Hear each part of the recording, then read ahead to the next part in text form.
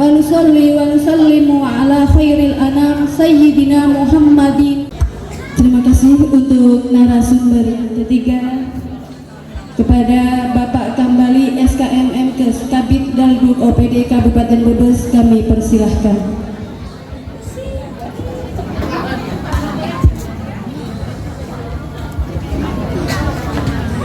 Bismillah, assalamualaikum warahmatullahi wabarakatuh. Alhamdulillah wa syukurillah, salatu wassalamu ala rasulillah, la haula wa la quwwata illa billah. Yang kami hormati, yang kami banggakan, Ibu Hajah Nur Nadifah SAG MM. Beliau ini sibuk ya, meskipun sibuk beliau tetap menyempatkan diri bertemu dengan ibu-ibu fatayat Kecamatan Losari. Alhamdulillah. Oh, Losari. Tadi saya bilangnya apa, Bu? Oh, Losari. Alhamdulillah, berarti ibu-ibu nggak ada yang ngantuk ya, Bu ya. Tadi saya sengaja, Bu, coba ada yang ngantuk, nggak, ternyata alhamdulillah masih perhatian, masih fokus. Beliau sibuk, kenapa? Beliau sebagai ketua 1 pengurus pusat Fatayat NU. Beliau juga sekaligus anggota DPR RI ya, Komisi 9 ya. Kemudian yang kami banggakan juga, yang kami hormati, Ibu Hajah Insinyur Mila Rahmawati MM ya. Semalam beliau dari sini nginep, Bu, demi bertemu dengan ibu-ibu fatayat di Desa Pesantunan. Enggak salah kan, Bu? Iya, alhamdulillah. Kemudian ada Dokter Gigi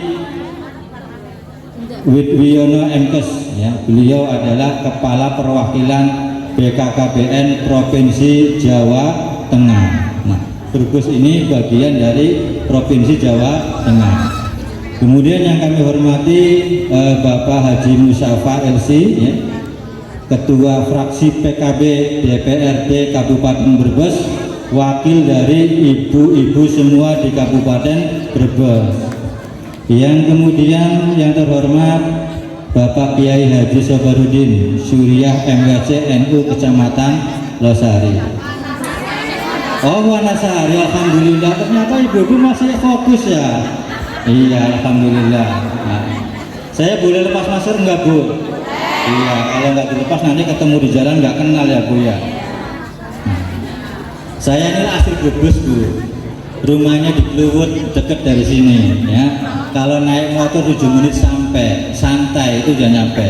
Kecuali kalau ada macet, kadang kalau hari Rebo, Kamis, Jumat saya berangkat ngatur itu sedikit kemacetan di Pasar Bulakamba. Yang 2 lajur ini, 1 lajurnya dipakai untuk pedagang, Bu. Jadi kadang-kadang sering mengalami kemacetan. Makanya saya kalau hari Rabu, Kamis, Jumat itu berangkatnya sedikit lebih cepat daripada hari Senin dan Selasa. Ibu-ibu yang kami banggakan ya, saya bukan kiai ya, tapi saya rada-rada nyantri, Bu, karena saya dulu pernah nyantri di Cirebon. Di dalam surah An-Nisa ya, ayat 4 ya, mungkin ibu-ibu udah banyak yang hafal ya. Allah Ta'ala berfirman, a'udzubillahi minasyaitonirrajim, wal yakhsal lazina law taraku min khalfihim zurriyatan di'afa ya. Ibu-ibu yang kami banggakan, yang kami senangi, nah, menurut Pak Kiai ya, kalau ada lam ya langsung nempel di fi'il mudhari ya. Yang awalnya fi'il mudhari itu kan kata kerja akan atau sedang, tapi kalau kemasukan lam menjadi lamul amr ya, mengandung perintah. Apa perintahnya, Bu? Wal yakhsal lazina law taraku min khalfihim zurriyatan di'afa. Hendaklah takut orang-orang yang sekiranya meninggalkan ya, di belakang mereka ini anak keturunan yang lemah. Ini adalah Al-Quran surah An-Nisa ayat 9. Tentu dengan ayat ini kita sebagai orang muslim ya harus punya semangat, motivasi, kemudian bersinergi dengan program-program pemerintah. Salah satunya adalah program Bangga Kencana yang merupakan program dari BKKBN. Tadi apa Bu singkatan BKKBN Bu? Iya, kalau Bangga Kencana singkatannya apa Bu? Nah, pembangunan keluarga, kependudukan, dan keluarga berencana. Nah, program Bangga Kencana milik BKKBN ini mempunyai tujuan, cita-cita yang sangat mulia. Kenapa? Karena tujuannya adalah mewujudkan keluarga yang berkualitas. Keluarga yang apa Bu? Yang berkualitas. Nah, program Bangga Kencana milik BKKBN ini, ibu-ibu, kalau kita gabung di dalamnya, ya, kemudian kita aktif, ya, sambil diniati mengamalkan surah An-Nisa ayat 4, itu bukan hanya bermanfaat bagi kita semua di dunia, tapi juga bermanfaat bagi di akhirat. Kenapa? Karena merupakan amal soleh, kebaikan yang kita lakukan dalam rangka mewujudkan generasi yang lebih baik. Tadi Ibu Nurhana Difah menyampaikan bahwa 20 tahun ke depan ya, Indonesia akan jaya manakala anak-anak kita ini adalah anak-anak yang berkualitas, anak-anak yang sehat, yang cerdas, yang tidak sesanting. Mereka inilah nanti yang akan memegang estafet kepemimpinan di Indonesia. Tadi Bu Haja Nudavia menyatakan Bu, itu ada Pak Wid, itu asli kesana Bu, tetangganya Kluwut. Dulu orang tuanya itu memang tidak menyangka bahwa beliau itu nanti akan jadi kepala BKKBN perwakilan Provinsi Jawa Tengah. Nah, siapa tahu nanti anak-anak Fatayat di Kecamatan Wanasari ini bukan hanya menjadi anggota dewan, bukan hanya jadi bupati, bukan hanya jadi gubernur, anggota DPR RI, siapa tahu ada yang jadi menteri, ada yang jadi presiden Republik Indonesia. Pengen nggak Bu? Alhamdulillah. Berarti apa? Ini adalah program Bangga Kencana. Nah, tadi Bu Milawati juga ya sudah menyampaikan ya, supaya kita tidak menghasilkan generasi yang lemah, agar anak-anak kita generasinya bagus, generasi yang berkualitas. Tadi ada 4T yang harus kita tinggalkan. Apa saja Bu tadi Bu? Nah, 4T. 4 terlalu apa saja Bu? Terlalu tua, terlalu muda, apa?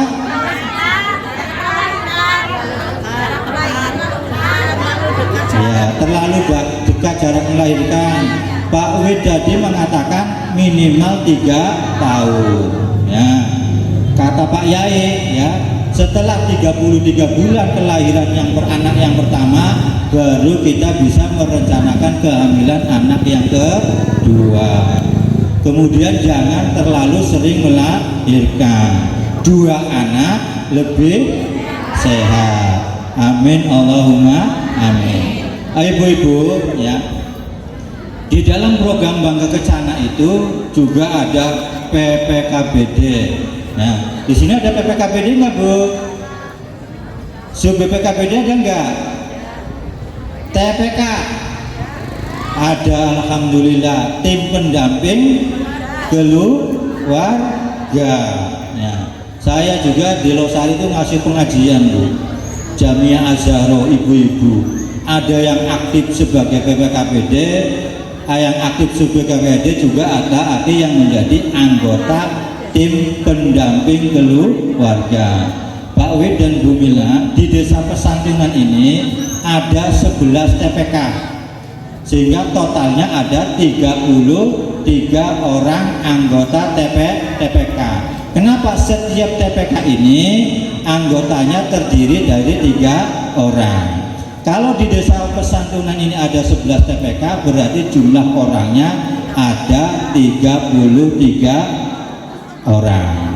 Nah, adapun di Kabupaten Brebes jumlah TPK-nya total semuanya ada 1.524 TPK.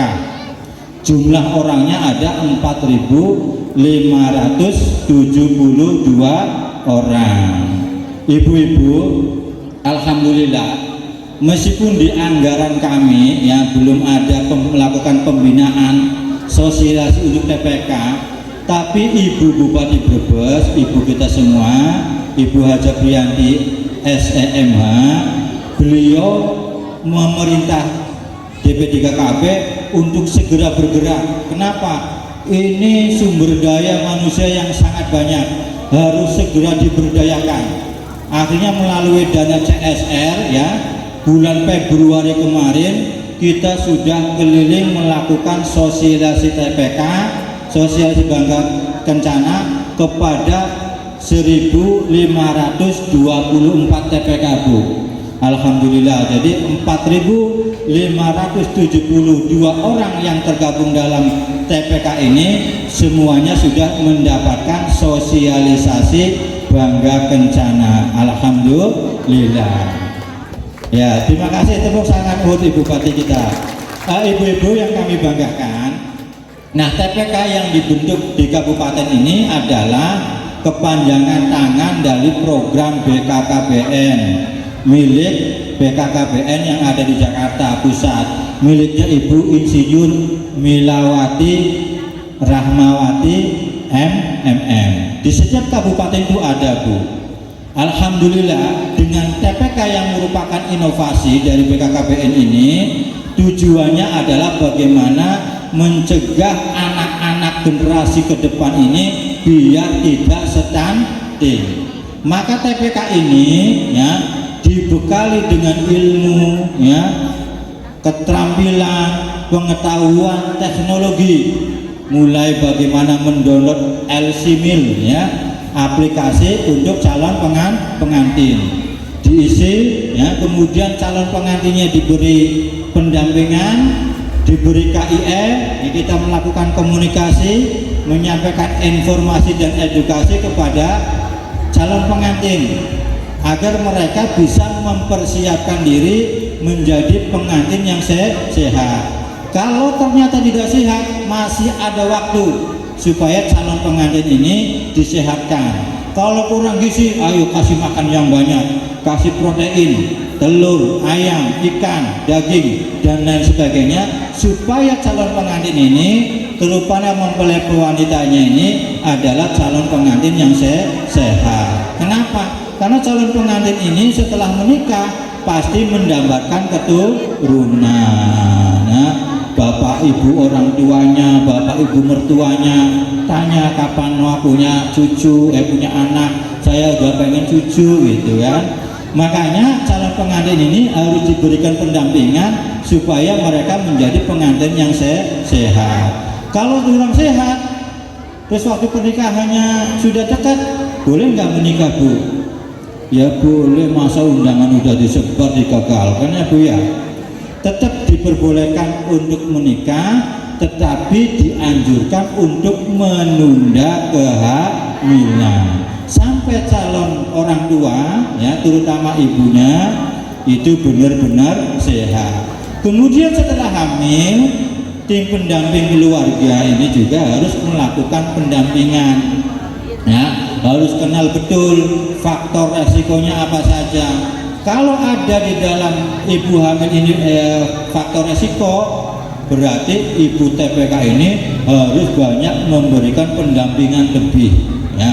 Kalau di kegiatan kami itu selama ibu hamil ini diberikan pendampingan 6 kali. Tapi kalau ada resikonya, pendampingan jangan dibatasi 6 kali sampai partus, sampai melahirkan, bahkan sampai bayinya usia sampai minimal 2 tahun. Nah, ibu-ibu ini adalah sebuah upaya yang dilakukan oleh BKKBN termasuk DP3KB di Kabupaten Brebes untuk mewujudkan keluarga berkualitas agar generasi Indonesia ini adalah generasi yang sehat, yang kuat, yang cerdas, dan bisa memberikan manfaat bagi orang banyak. Khairun nas anfa'uhum linnas. Jadi enaknya kalau ngomong sama Ibu Fatayat begini Bu Mila, kalau saya nyampaikan Al-Quran atau hadis sedikit aja langsung nyambung. Khairun nas anfa'uhum linnas. Paling bagusnya menungsa itu yang paling bermanfaat bagi manusia yang lain. Linnas loh Bu, bukan lil fatayat. Artinya ya muslimat ya harus kita bisa memberikan manfaat kepada ansor, kepada yang lain, termasuk di luar Nahdlatul Ulama, termasuk orang-orang yang kebetulan tidak seakidah dengan kita. Mereka juga saudara sebangsa setanah air, mereka juga manusia yang masuk di dalam kata anas tadi. Jadi kemanfaatan kita ini bukan hanya dibatasi sebatas organisasi massa. Yang penting kalau itu manusia, bagaimana kita bisa berikan manfaat. Ibu-ibu yang kami hormati, yang kami banggakan, saya kira mungkin ini yang bisa saya sampaikan. Barangkali nanti ada sesi tanya jawab, ada nggak Bu ya? Assalamualaikum warahmatullahi wabarakatuh. Waalaikumsalam warahmatullahi wabarakatuh. Tepuk tangan untuk para narasumber kita, sahabat semua. Terima kasih, demikian tadi sedikit pemaparan dari para narasumber. Untuk selanjutnya kami buka sesi tanya jawab. 3 penanya nih sahabat semua. Untuk penanya yang pertama, silahkan. Assalamualaikum warahmatullahi wabarakatuh. Kami dari Desa Lengkong ada juga mau menanyakan, kalau seandainya ada anak balita, anak itu setiap 3 bulan sekali kan diukur, ditimbang, namanya penimbangan serta posyandu. Gimana apabila anak itu dari pertamanya sampai hamil sampai lahir dia itu juga pakai ASI eksklusif, tapi kok dalam pertumbuhannya itu setelah 3 bulan berturut-turut kok tingginya kurang, itu asupan apa saja sebagai pengen tahu agar anaknya itu bisa cepat pertumbuhan tingginya itu bisa. Kiranya cukup sekian. Wassalamualaikum warahmatullahi wabarakatuh.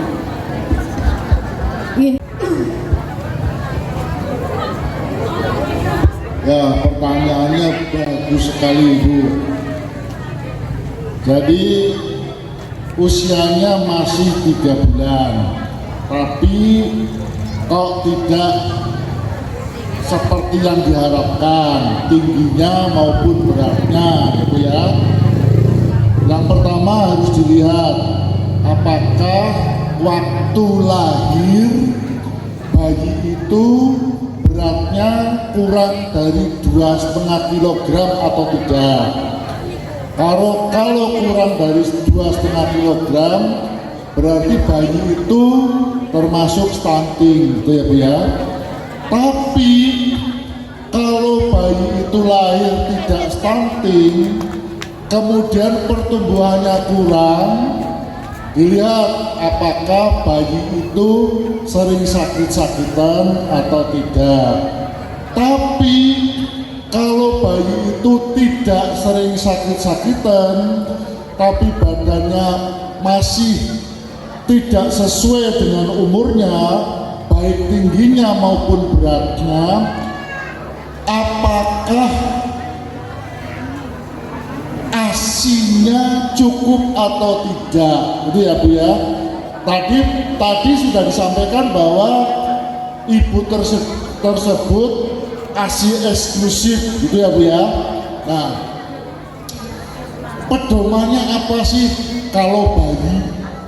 Pedomannya itu kira-kira berapa jam sekali bayi itu harus disusui Bu? Berapa? 2 jam sekali. Ada lagi? Ada lagi jawaban lagi? 1 jam sekali. Nah, ada lagi? Nah, jawaban yang benar adalah nyekjel. Apa tuh nyekjel? Nyekjel, gitu kan? Nyekjel, gitu ya. Nah, jawaban sih bener kayak gue, ya. Kayak gitu nangis jel, gitu ya. Nah, karena nangis itu kemungkinan lapar, ya.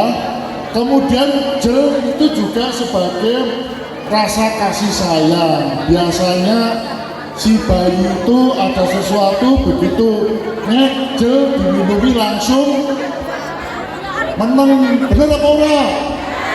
Benar. Terus ya, pertanyaan sing kedua ya. Anggere nyusun ya.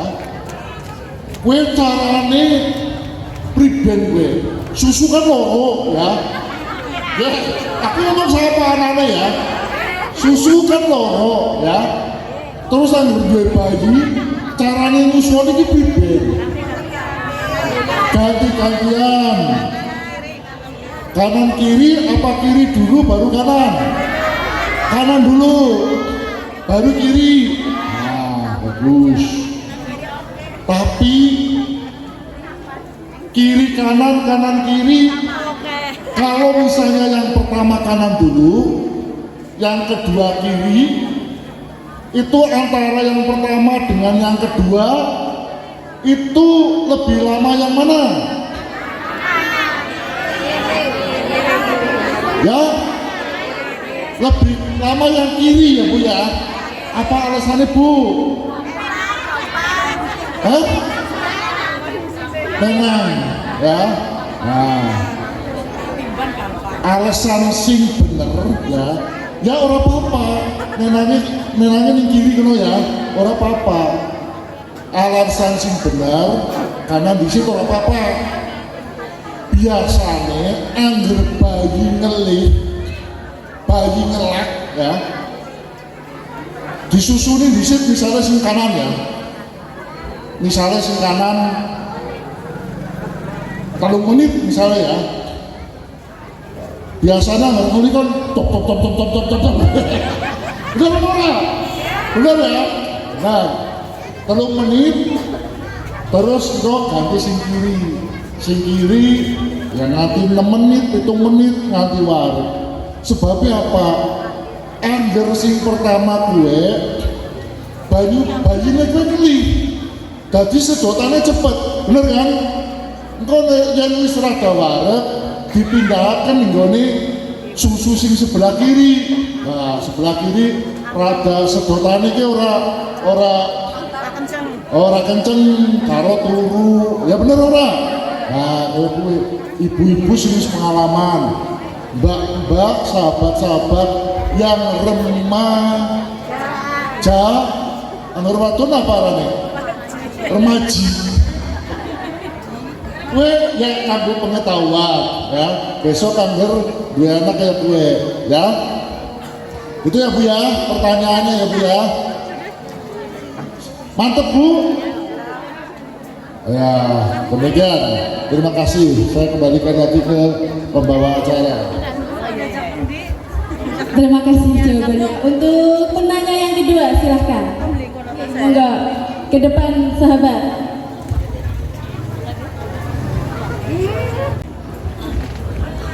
Assalamualaikum warahmatullahi wabarakatuh. Terima kasih atas kesempatan yang telah diberikan kepada saya. Saya pengen menanyakan, sebetulnya bukan pertanyaan sih, agak sedikit curhat Bu untuk perempuan.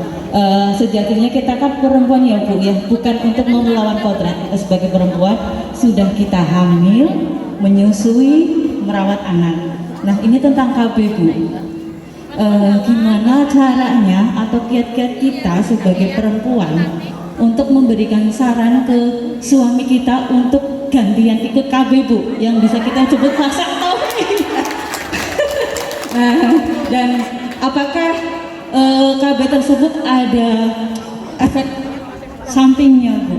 Dari pertanyaan saya sekian saja. Wabillahi taufiq wal hidayah. Wassalamualaikum warahmatullahi wabarakatuh. Terima kasih.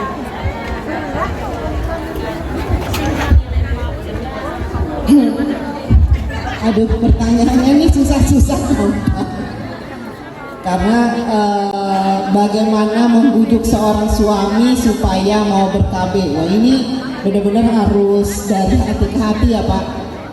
Terutama kalau kita melihat alat kontrasepsi dulu, Bapak Ibu semua yang hadir pada hari ini, BKKBN kan punya beberapa alat kontrasepsi. Ada pil, ada suntikan, ada kondom, ada implan, alat kontrasepsi bawah kulit, ada alat kontrasepsi dalam rahim atau kita biasa menyebut IUD. Kemudian buat laki-laki itu ada medis operasi pria atau kita menyebutnya vasektomi, MOP. Kemudian untuk wanita medis operasi wanita atau tubuektomi. Nah, selain itu ada kondom. Jadi buat Bapak itu sebenarnya ada dua. Apakah operasi pria, medis operasi pria ataupun kondom? Apakah ada efek sampingnya? Kata Ibu tadi, itu pertanyaannya dulu. Kalau pakai kondom, pastinya karena ini cuma jangan salah pasangnya di kelitra. Nanti yang ngajarin waktu itu teman saya penyuluh KB, pernah kami di desa, Bapak Ibu semua melakukan penyuluhan. Pas waktu itu Bapak itu datang lagi, kok anak saya tetap nambah, saya tetap hamil. Ditanyakan, memang Bapak memasangnya di mana? Di jempol katanya. Ya tetap hamil. Habis saya ngajarinnya pasanglah di sini katanya kan. Nah, jadi dia pasangnya di sini. Jadi ini cerita yang, tapi ini pernah terjadi, jadi bukan cerita bercanda yang memang terjadi. Kalau kondom, ini kesepakatan lagi antara suami istri. Apakah si bapak, misalnya si istri ada penyakit, misalnya si istri ini ada gangguan hormonal dia, berarti dia nggak bisa pakai suntikan dan pil termasuk implan, karena itu termasuk hormonal. Tetapi amannya si istri harusnya pakai IUD, karena IUD itu dia lebih aman dan bukan hormonal. Kembali lagi tadi kesepakatan, istri minta gantian Pak untuk ber-KB, bagaimana membujuknya? Kalau misalnya ibu tidak bisa membujuk, nah ini kembali lagi kan, Pak, ayo Pak ber-KB Pak, saya udah lama Pak pakai ini, pakai itu. Sekarang Bapak lagi yang pakai alat kontrasepsi, belum tentu Bu, bapaknya mau Bu, beneran Bu? Saya ke diri saya sendiri, suami saya dulu nggak mau Bu, pakai kondom katanya, mohon maaf nggak enak. Bapak tertawa di sana. Pakai medis operasi pria juga nggak mau. Oh saya takut katanya, jangan-jangan nanti ABCD dan seterusnya kan. Dan ini memang perlu apa? Meskipun kita dari hati ke hati ngomongnya, tetap nggak mau, kekeh nggak mau. Ini kan susah Bu. Nah sekarang bagaimana membujuknya? Kalau saya nggak berhasil Bu. Saya nggak berhasil membujuknya. Mungkin yang lain punya pengalaman. Nih Bapak di sebelah mungkin bisa bercerita, ada yang berhasil, kita minta bantuan Pak OPD dari OPD KB, silakan Pak. Terima kasih atas kesempatannya. Ibu kok senyum-senyum sih Bu? Dari curiga nih. Memang sudah maklumnya Bu ya, bahwa yang pakai KB itu banyakkan ibu-ibu. Dari sekian banyak pasangan usia subur mungkin hanya 1-2. Kalau triknya bagaimana? Terus terang saya juga belum punya trik bagaimana merayu saya diri sendiri untuk ber-KB. Tapi tanyakan kan bagaimana triknya supaya sang suami mau gantian menggunakan kontrasepsi. Tapi ibu-ibu, kami secara OPD ya sudah banyak memberikan kesempatan dan sudah kita sosialisasikan, kita sampaikan bahwa DP3KB ini ya akan membantu melayani bagi bapak-bapak yang akan ikut ber-KB. Ya. Contohnya, kalau ada bapak masih dipus ya, istrinya masih subur ya, bukan bapak duda bukan ya. punya istri, istrinya masih subur, ya, masih kategori pos, pasang usia subur itu, kalau mau MOP, kita dari DP3KB memberikan, ya, uang sebesar 1 juta rupiah bagi bapak-bapak yang mau MOP, ya, atau vasektomi. Berarti apa? Pemerintah bukan hanya bersosialisasi, bukan hanya mengkampanyekan untuk ber-KB, tetapi kita juga menyediakan fasilitas, bahkan memberikan uang kepada seorang bapak yang istrinya masih tergolong usia subur untuk melakukan vasektomi, ya, dengan hadiah 1 juta rupiah. Nah, ibu-ibu coba kasih tahu semangat bapaknya ini, Pak, ada uang 1 juta, Pak. Nah, ini kita kasih, Bu, 1 juta rupiah bagi bapaknya.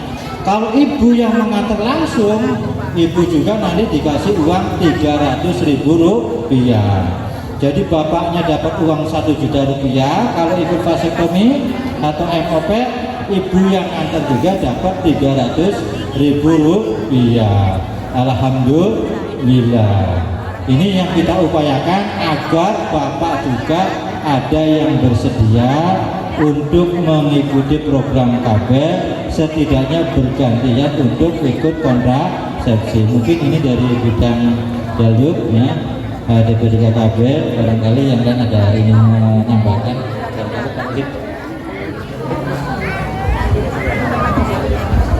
Ya,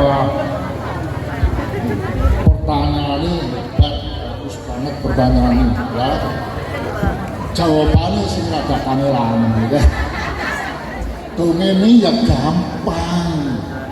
Aku mbien jadi kepala BKKBN Sumatera Utara. Sadina layani 1575 MOP. MOP KB steril laki-laki, ya. Under steril perempuan namanya MOW, metode operatif wanita. Kalau laki-laki namanya MOP, metode operatif pria. Masalahnya sederhana, karena mereka tidak tahu. Begitu mereka tahu, seneng dilayani KB. Pikiran mereka yang di Sumatera Utara itu singarane MOP jadi ditugel kuene. Apa nih yuk? Ora,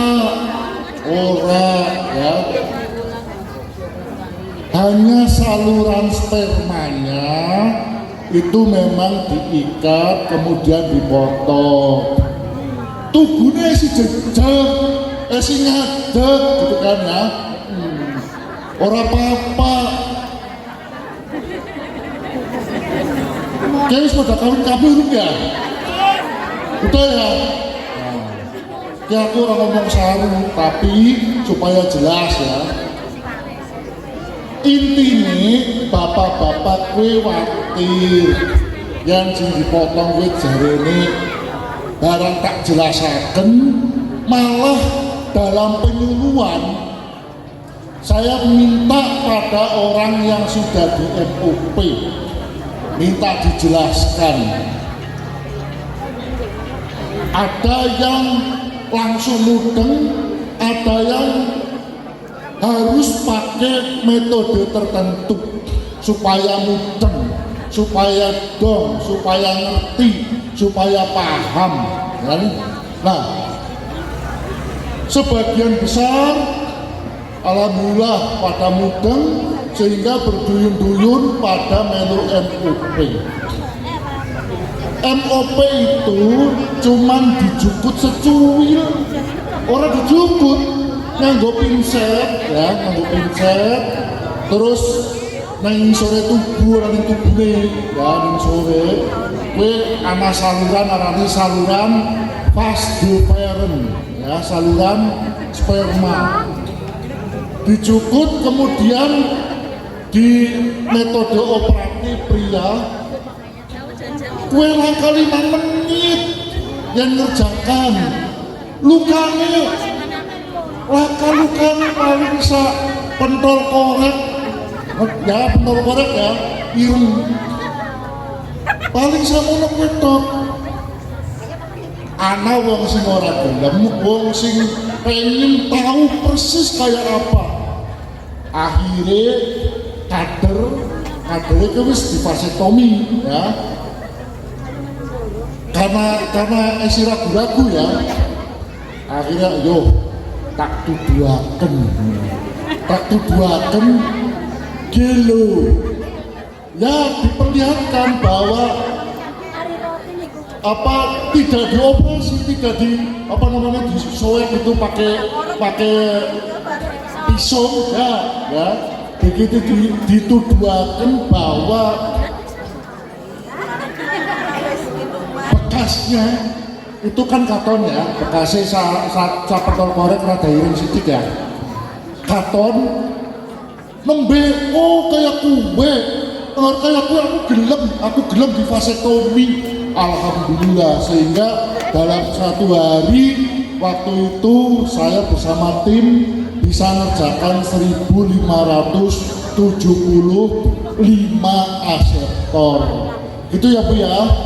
Jadi intinya para bapak-bapak dan ibu-ibu belum tahu, belum paham. Jadi ini nanti kalau misalnya ada bapak-bapak yang mau ikut KB vasektomi harus diberikan penyuluhan dan yang menyuluh harus orang yang sudah melaksanakan. Karena kalau belum tahu bukti biasanya rada maju mundur. Ya, terima kasih. Ada.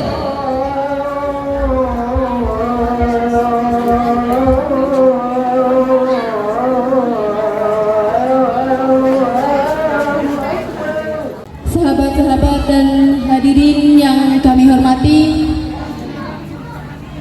cukup sekian acara sosialisasi dan KIE program Bangga Kencana bersama mitra kerja pada hari ini. Semoga bermanfaat, semakin terbuka kita bagaimana membentuk keluarga yang sehat, keluarga yang berkualitas. Harlah PAC Fatayat NU Wanasari bersama berdikari, mandiri, berjaya. Tepuk tangan yang meriah untuk narasumber kita. Terima kasih kepada Bapak Ibu narasumber, kepada sahabat dan tamu undangan semua. Mohon maaf apabila ada kesalahan dan kekurangan.